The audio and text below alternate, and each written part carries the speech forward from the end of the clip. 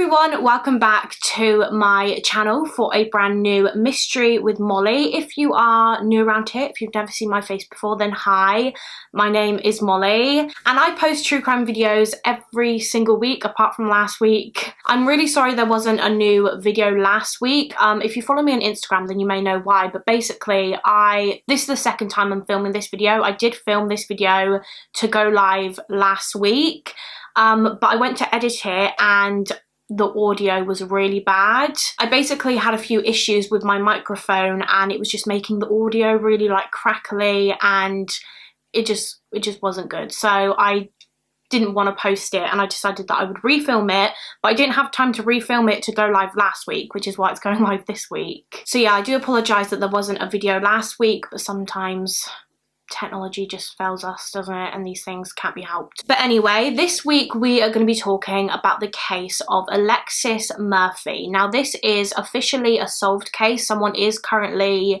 in prison for this crime, but there still remains a couple of unanswered questions which the family of the victim are still searching for today. Our case today takes place in August of 2013 in the state of Virginia in the US. And this is Alexis Tiara Murphy. She was a 17-year-old girl born on the 5th of June 1996. And at the time of this case taking place, she lived with her family in Nelson County in Virginia, specifically in the area of Shipman. Her mother was named Laura and her father was named Troy, and I believe Alexis also had two siblings. And from what I can gather, she was pretty close to her family. It's obvious from interviews that I've watched with her family members that she was just so loved by them dearly. They described Alexis as just being such an outgoing young girl who could make anyone smile. She had a very funny and infectious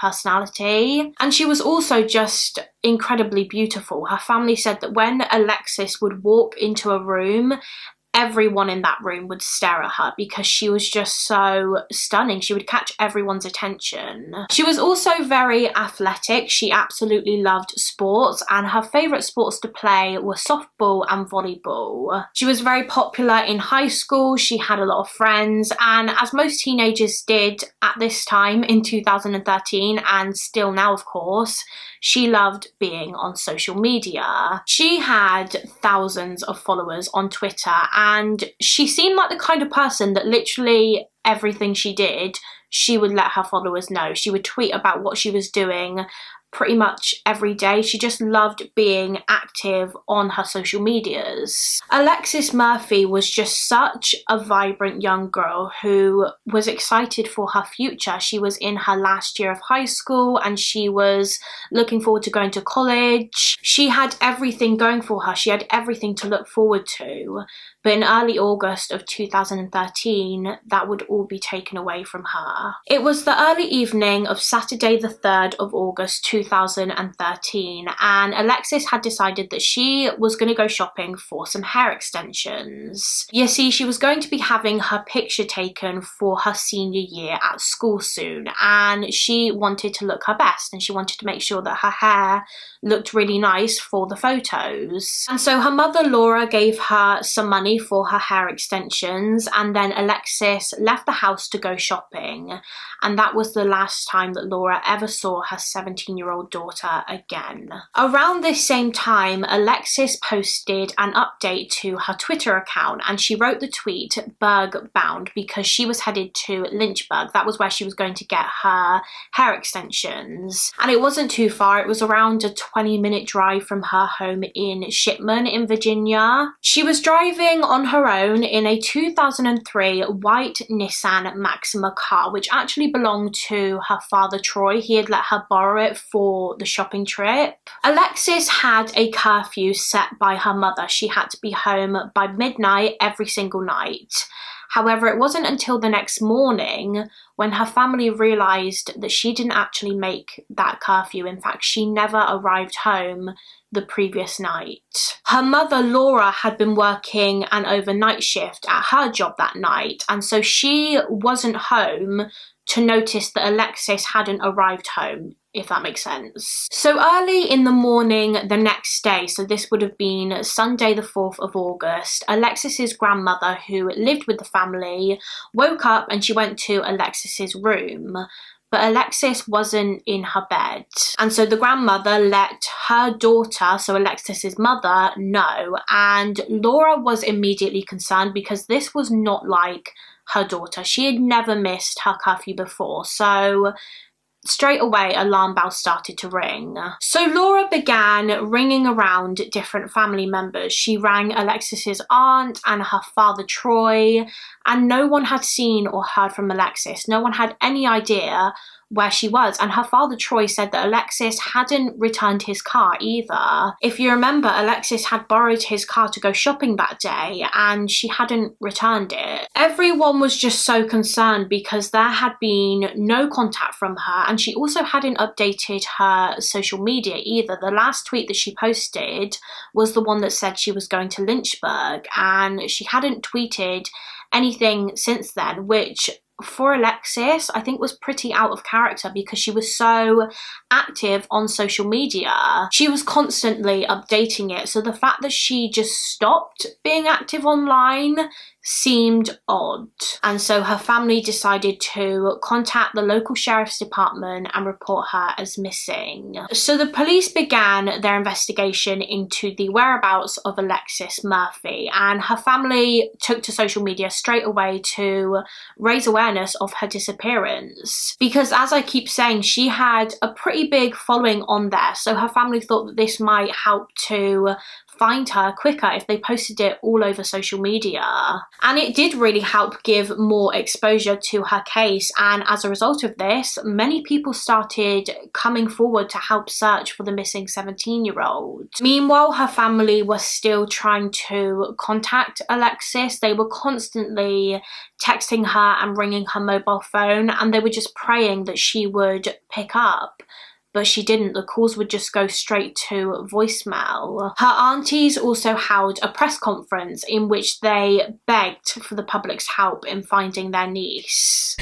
Our family is just struggling with this, and we really do need the public to come forward with any information that you may have. Just to Alexis, just know that we're working on bringing you home because we all miss you.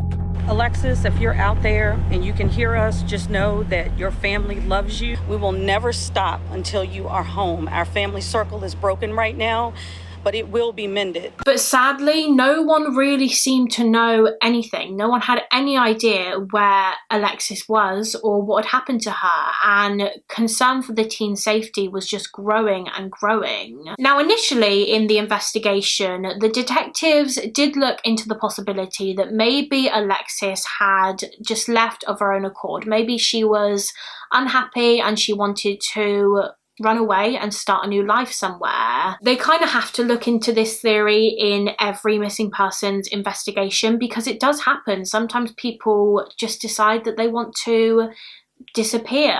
So they briefly looked into this possibility, but to be honest, it was clear to them pretty much straight away that this was not the case with Alexis Murphy. She was, by all accounts, a happy teenage girl with a good home life. She had no issues with anyone as far as I could tell. There were no issues within the family. She had no reason to want to leave, and so this theory was pretty much ruled out straight away. Whilst the searches for Alexis were continuing, her aunt Trina actually came up with the idea to use the iPhone Finder app in an attempt to locate Alexis's phone. So she put Alexis's number into the iPhone Finder app, and they actually received a ping from a cell phone tower near the rural area of Oak Ridge, just off of Route 29 in Nelson County, which was around 10 minutes away from where the Murphy family lived. So the police and the family went straight to the Oak Ridge area and they began looking around, but surprisingly there was no sign of Alexis. They didn't find her, nor did they find her car or her phone, which was really odd because obviously the last ping from her phone came from around this location. But they continued looking anyway, and the Murphy family soon realised that they actually knew someone that worked in this area, in the Oak Ridge area. His name was Abraham Gray, and he worked in the Oak Ridge mansion, which encompasses over 4,000 acres of land. And Abraham Gray was actually Laura Murphy's ex-boyfriend, so Alexis's mother's ex-boyfriend. So of course detectives are straight away thinking, okay, well maybe this Abraham Gray could have had something to do with this case because he had a connection to Alexis. So they went to speak to him and they just asked him questions like, have you seen Alexis? Has she been in contact with you at all? Do you know where she is? And they also asked him where he was on the evening that Alexis disappeared.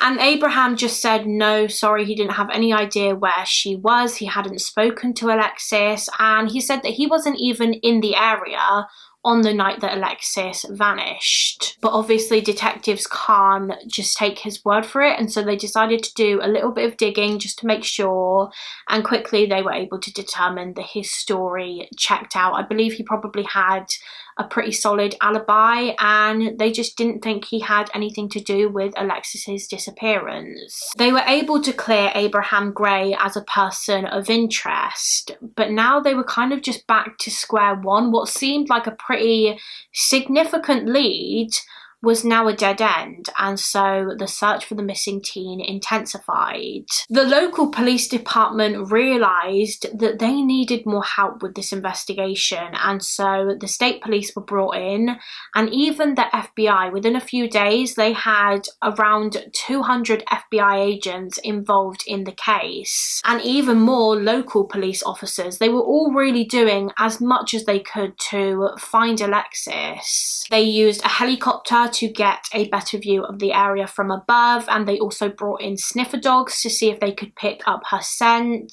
And then just 3 days after Alexis was last seen, something was found. Her car. Her father's car that she had been driving that night, the night that she went missing, was discovered in a movie theatre car park in Charlottesville in Albemarle County, and they knew that it was Alexis's car because of the license plate. Now this was very odd, the fact that her car was found in Charlottesville, because as we know, Alexis was heading to Lynchburg on the night that she vanished, and Charlottesville is literally in the opposite direction. So why was it here in a movie theatre parking lot? It just made no sense. So detectives went to have a look around this car, and to be honest, they were worried that they were going to find Alexis's body inside of it, inside the trunk of the car. However, when they opened it up, there was nothing in it. No sign of Alexis. There was also no blood in the car. There was no sign of a struggle or anything like that. This car seemed to have just been abandoned in the parking lot. But who left it there? So sniffer dogs were once again brought in, and investigators wanted to see if they could pick up the scent of whoever had left the car in the car park and which direction they might have gone in. And these dogs followed a scent to a nearby apartment complex, and there was one specific apartment door that one of the dogs was drawn to. So the police spoke to the people living inside this particular apartment just to see if they could have had anything to do with the case. However, it was quickly ruled that they were not involved at all. They didn't even know Alexis, and they had nothing to do with her disappearance. So they turned their attention back to the car, and detectives wanted to try and narrow down exactly how long the car had been in that parking lot. Had it been there since Alexis vanished 3 days earlier, or had it only recently been abandoned? So police began asking around all of the local businesses in the area, asking them if they had CCTV cameras outside of their buildings, and if they did, could they have the footage to look through? Because at some point, Alexis's car had to have been captured on the footage, and hopefully the footage might be able to show who drove the car to the car park. Was it Alexis or was it someone else? So agents began looking through all of this CCTV footage and eventually they spotted the car. Alexis's car was caught on CCTV pulling into the movie theatre parking lot around 10 to 10:30 p.m. on the evening of Sunday the 4th of August, so the day after Alexis disappeared.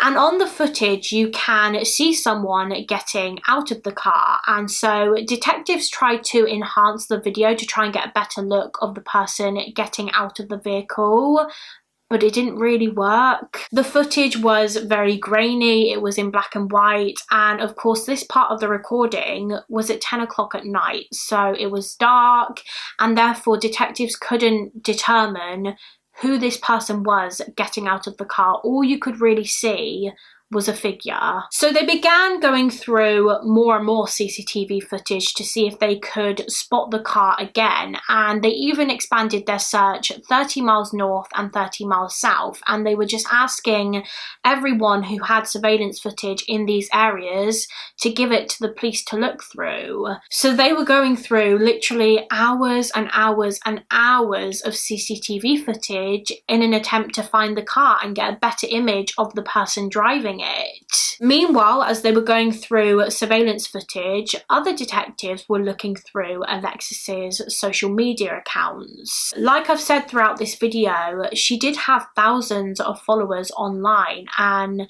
as we are all aware, the internet can be a very dangerous place. There are so many true crime cases where predators have reached out to young people online and groomed them, and then when they finally meet up, they kill them. So the police investigating Alexis's case were concerned that maybe this was what happened to her. Maybe one of her followers or just someone online had arranged to meet her on the day she disappeared and did something to her. And after looking through her messages on social media, they actually found that on the day that Alexis went missing, so the 3rd of August, she had agreed to meet someone that she had spoken to online, and they arranged to meet in Lynchburg, which, if you remember, was where she was going that day to get her hair extensions. The man she had arranged to meet was called Michael Hendricks, and I don't believe the two, Michael and Alexis, had ever actually met before. I think they'd only ever spoken online,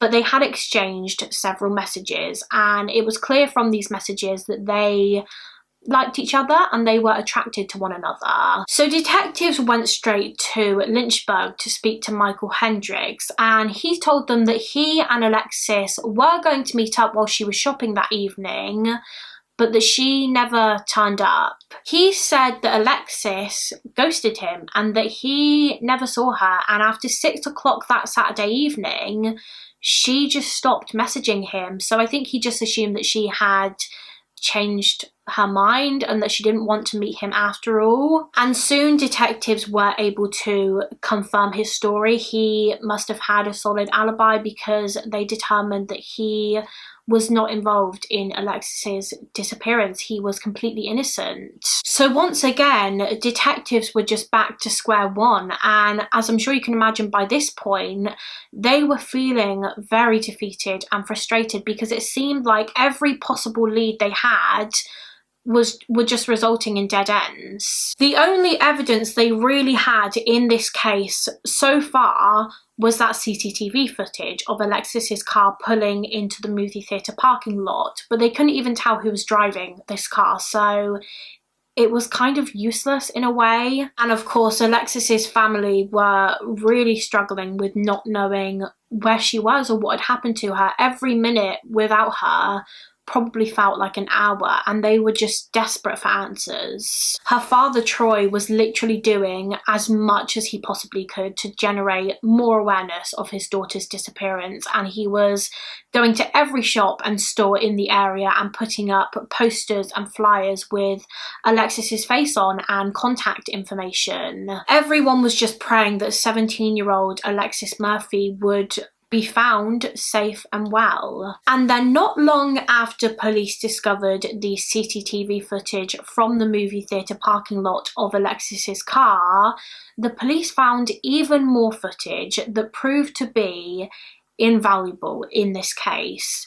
They found footage of Alexis from the day she went missing. This footage of Alexis was from a Liberty gas station in Lovingston, which was not too far from her home in Shipman, and this gas station was in the direction of where she was supposed to be going that evening, Lynchburg. This gas station in particular was apparently quite a popular hangout for young teenagers in the area, so they decided that it might be worth just checking it to see if Alexis had been there on the day that she vanished, and she had. She filled up her car with gas when she was there, and then the footage shows her going into the gas station to obviously pay for it.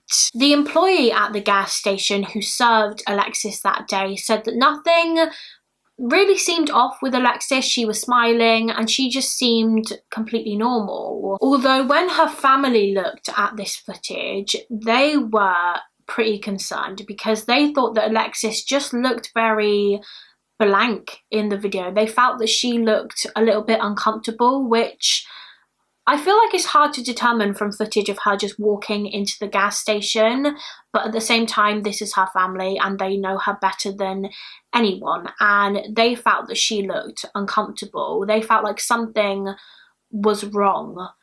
But what? Why was she uncomfortable? So detectives began really examining the footage because this seemed like the last clip taken of Alexis before she vanished. So they were thinking maybe she was followed by someone else who was in the gas station at the same time as her. And they noticed one man in particular on this footage that they wanted to speak to in connection to this case. So I will put the footage of this man on screen now. As you can see, he is exiting the shop through the door, and as he does, Alexis walks in and he holds the door open for her. So the detectives asked the employee at the gas station if she saw the two, Alexis and this man who held the door open for her, if she saw the two have any kind of interaction or conversation, and she said that they did. This employee said that she saw Alexis and this middle-aged man having a short conversation, I believe outside of the gas station, so I don't think she could hear what the two were talking about, but the employee said that she noticed something pretty unique about this guy, and that was that he had a pretty large tattoo on his neck of Daffy Duck, which is obviously a very distinct feature. When their conversation ended, CCTV caught this man driving away in his camouflage Chevrolet Suburban car, and then literally moments later they spotted Alexis's car driving in the same direction, almost like she was following his car. So detectives now had a potential lead, and they decided that they needed to find out who this man was, just in case he had any involvement in Alexis's disappearance. And so they took the photo of him from the gas station and began literally asking everyone in the area if they recognized this man. They were taking this photo to like businesses in the area because chances are if he was a local, they would know him, they would have seen him. And eventually the detectives received some information from employees who worked in Ultimate Bliss, which was a pawn shop in the area. They showed the employees at this pawn shop the picture of this middle-aged man with the Daffy Duck tattoo on his neck, and immediately the employees said, yeah, we've seen him before. He's actually been in this shop several times before. And when the detectives checked the CCTV footage from inside the store, they were able to confirm that this was in fact the same man that was seen outside the gas station talking to missing Alexis Murphy. It was actually found that this man had been in the pawn shop just 45 minutes before he was at the Liberty gas station. He had gone in and rented some porn movies, and then 45 minutes later he met Alexis Murphy at the gas station. By this point, it had been around a week since Alexis was last seen, and detectives finally had their first proper suspect, the man with the Daffy Duck tattoo, who they soon found out was named Randy Taylor. He was a 48-year-old man who lived just over a mile away from Liberty gas station, and he had a pretty lengthy criminal history of various charges, including theft and burglary, and also arson. So detectives went to his home, which I believe was a camper. I don't think he lived in a house. I think he just lived in a camper or a trailer right beside Route 29, and it was in a very secluded area that was surrounded by like overgrown trees and bushes. It would be difficult to find if you didn't know it was there because it was so overgrown. The area was so overgrown. Anyway, they went to his property, and parked outside his camper was the SUV car that detectives believe Alexis had followed after leaving the gas station. So they knocked on the door and a man answered, and this man introduced himself as Randy Taylor. So the detectives began asking Randy about Alexis Murphy. Does he know her? Has he seen her?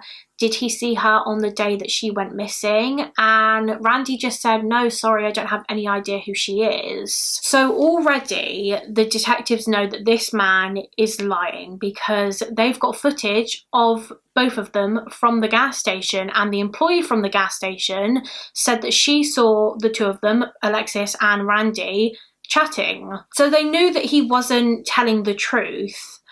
But why? Why lie if you've got nothing to hide? So because they had the CCTV footage from the gas station, detectives had enough evidence to secure a search warrant for Randy's property. And so they began looking around his home, hoping to find any evidence that could link him to Alexis. And sure enough, they did.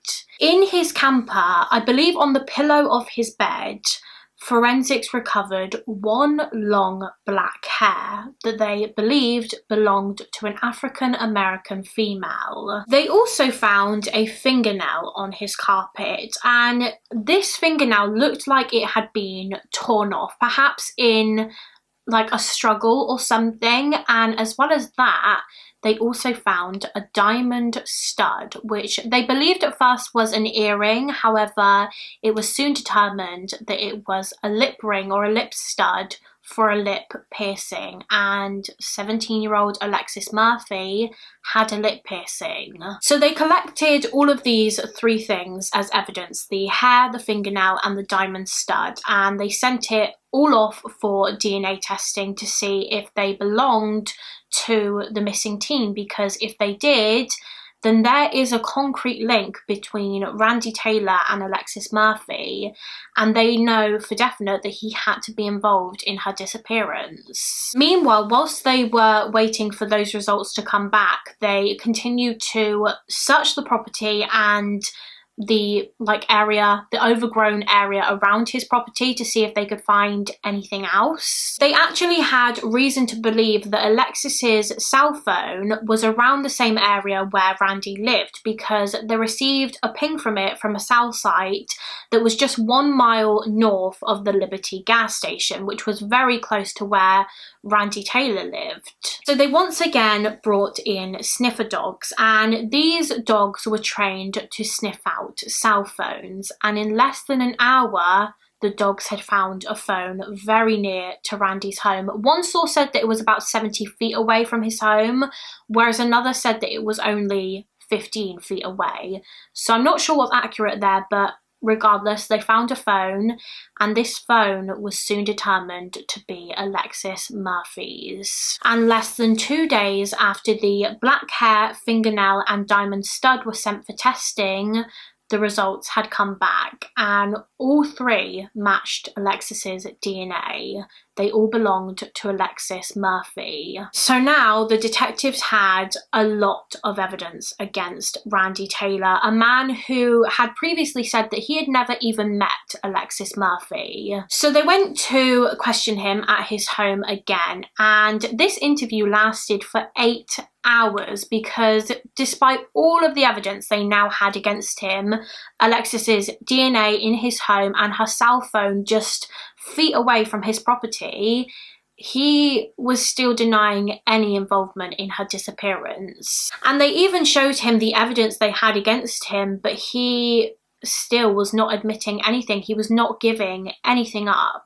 But regardless, they still had enough evidence to arrest him on kidnapping charges, and so that's exactly what they did. 48-year-old Randy Taylor was arraigned. So basically he was brought to court to answer a criminal charge, and he was charged with the abduction of Alexis Murphy. But despite detectives believing at this point that Alexis was dead and that he did kill her, they didn't want to charge him with murder just yet because they were worried that they didn't have enough evidence to convict him for murder. I mean, they didn't even have Alexis's body. So they wanted to charge him with abduction so that he was in custody whilst they worked on a murder case. And it was whilst Taylor was in custody that he and his defense team decided to change his story. Okay, so up until this point, Randy Taylor had been denying everything. He denied having any involvement in Alexis's abduction or murder. He even denied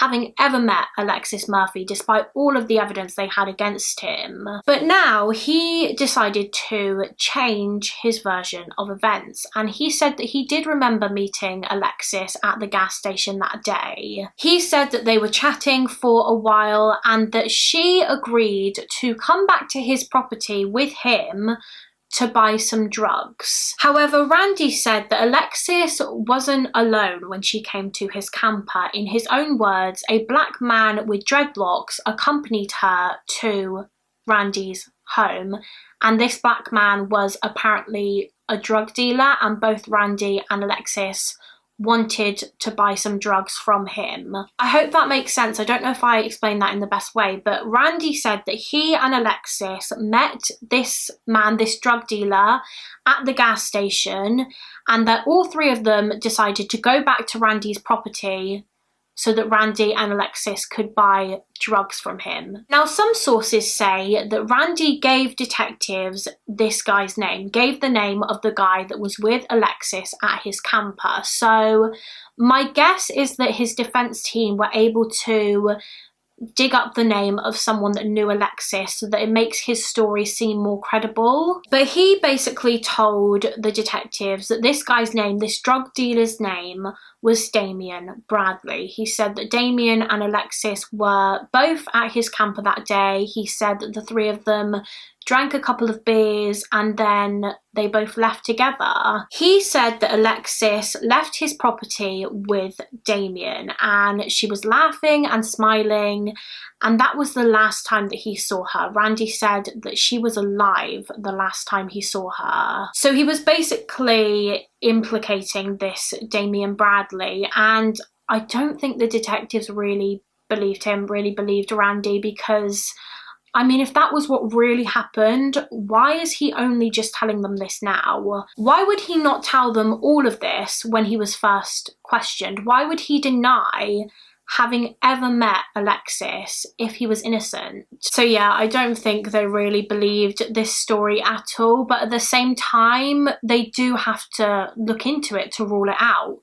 And so they started looking into Damien Bradley. He was, I think, around the same age as Alexis, and the two, Alexis and Damien, did vaguely know each other. I believe they were friends on Facebook, and he also worked in the local McDonald's in Livingston, so he would sometimes see Alexis there. They knew of each other, but they weren't close by any means. I think they'd maybe spoken a couple of times, but Damien said that he thought that Alexis was a really beautiful girl, and people speculated that maybe they had a little crush on each other. But apart from that, they really didn't know each other very well. Nevertheless, the police questioned Damien Bradley and they asked him if he had seen Alexis on the day that she went missing. Had he gone to Randy Taylor's camper with her? And Damien was just like, no. He said he wasn't even with Alexis that day. In fact, he wasn't even in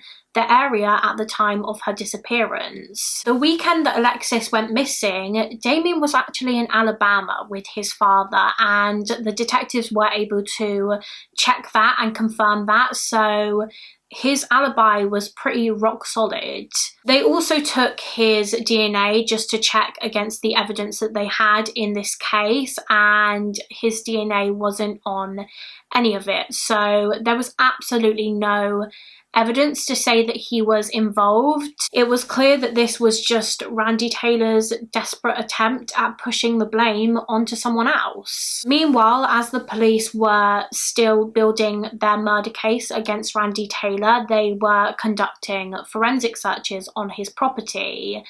And during one search, they found even more incriminating evidence. Under his sofa in his camper, they found a t-shirt. So it seemed like he had hidden this t-shirt under there. And this shirt under the sofa was soon determined to have been the same one he was wearing on the day that Alexis went missing. It was the same one that he was seen wearing in the pawn shop and at the gas station. Now, this t-shirt had been rolled up underneath the sofa, and when they unrolled it, they found a clump of hair extensions and also some false eyelashes, both of which Alexis Murphy had been wearing the day that she vanished. And when tested, it was found that both these items had Alexis's DNA on them. They also found in his trailer a scrapbook that Randy had made, and in this scrapbook he had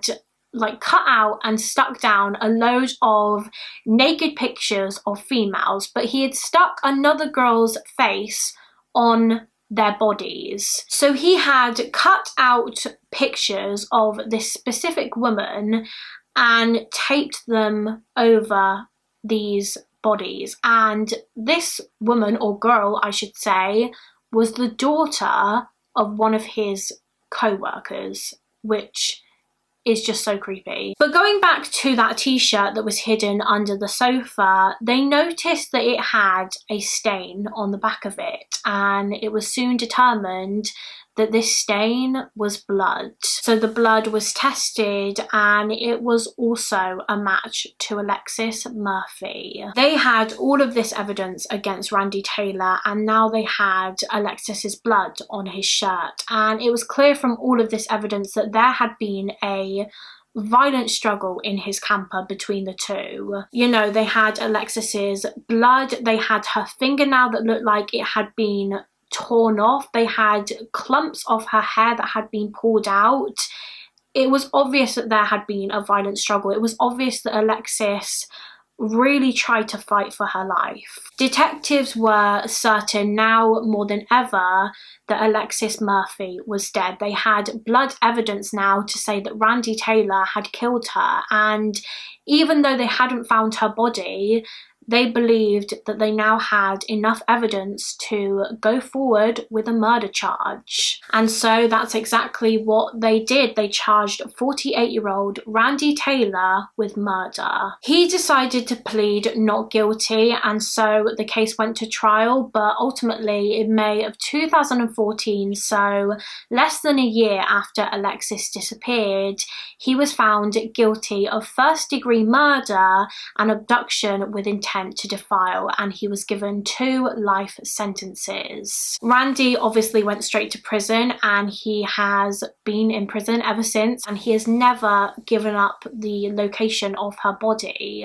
Of course, because her body has never been found and because Taylor has never admitted his guilt, no one knows exactly what happened to Alexis on that fateful day and why she had to die. But detectives believe that the most likely timeline of events was that the two, Alexis and Randy, met at the gas station and he told her that he could sell her some marijuana. So she agreed to go back to his camper with him, which is why she was caught on CCTV following his car heading in the direction of his home. It's believed that once they got there, he forced her into his camper and attempted to sexually assault her. There was a violent struggle, which is why her fingernail was torn off and her lip stud had fallen out and a clump of her hair had come out, and he ended up murdering Alexis. Detectives believe that Randy kept her body in his camper overnight because he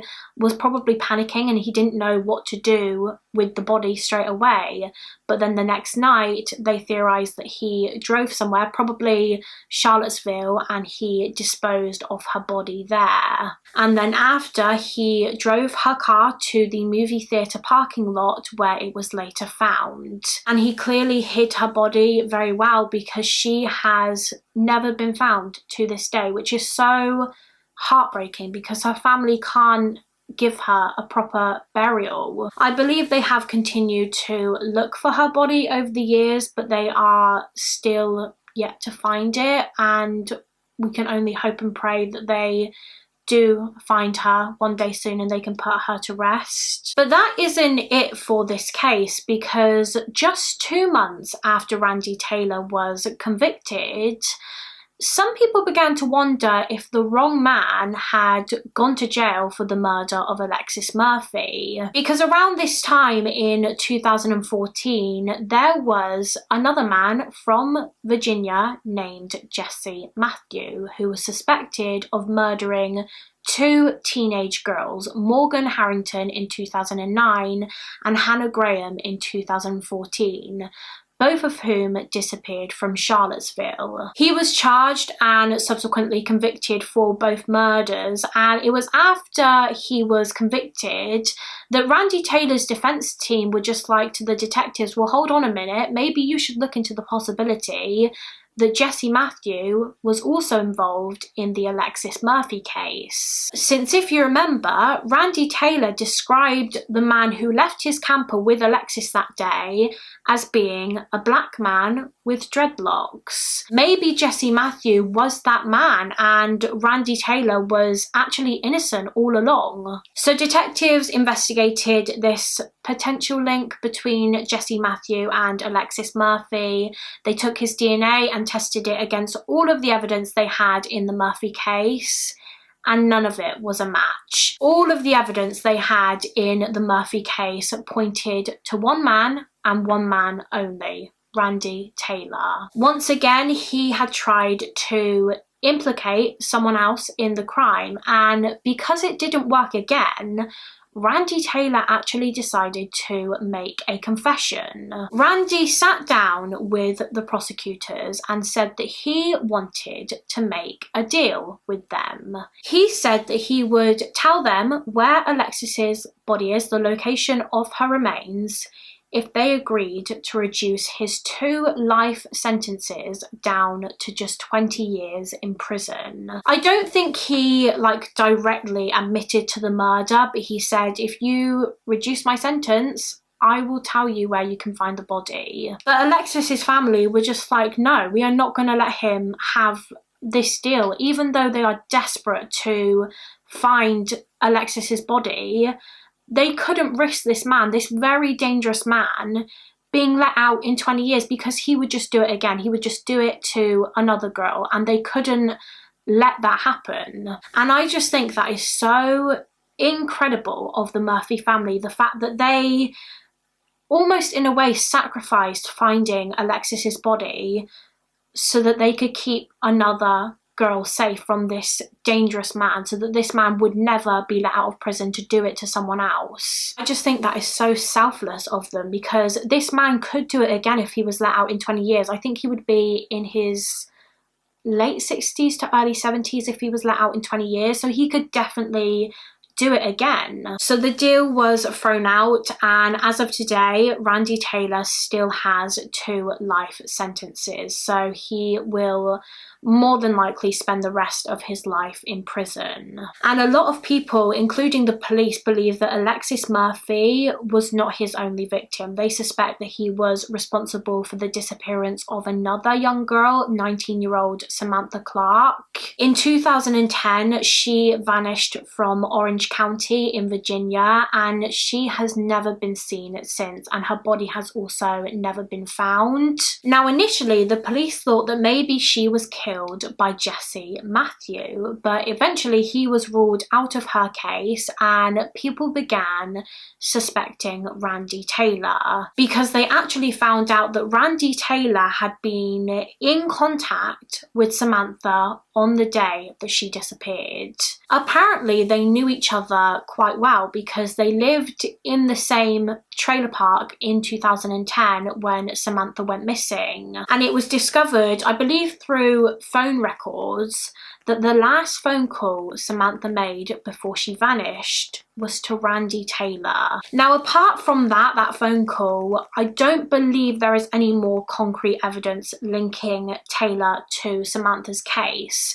But most people believe that he killed her and then hid her body somewhere, just like with Alexis. And this is currently an ongoing case now. They are still trying to find evidence against him so that they can charge him with Samantha's case. And if he is convicted of her murder as well, he could face the death penalty. I'm sorry I don't have more information for you on that, but I will obviously keep you updated when there is more news in Samantha's disappearance. But that is pretty much it for this case. Sadly, as I've said, Alexis Murphy's remains are yet to be found. I believe they're still actively looking for her body today, so we can only hope that they do find her and give her the burial that she deserves. As usual, please do let me know in the comments what you think about this case. I feel like it was a bit of a roller coaster of a case. But yeah, that is it for this video. Before I go, I do just want to give a special shout out to the members of my Patreon page. Thank you so much for your support, guys. If anyone else is interested in becoming a member of our little Patreon family, then the link is always in the description box of my videos. Please do give this video a thumbs up and subscribe if you haven't already. It's my current goal to get to 50,000 subscribers by the end of the year, so maybe consider subscribing. And I will see you again next week for another mystery with Molly. Bye guys.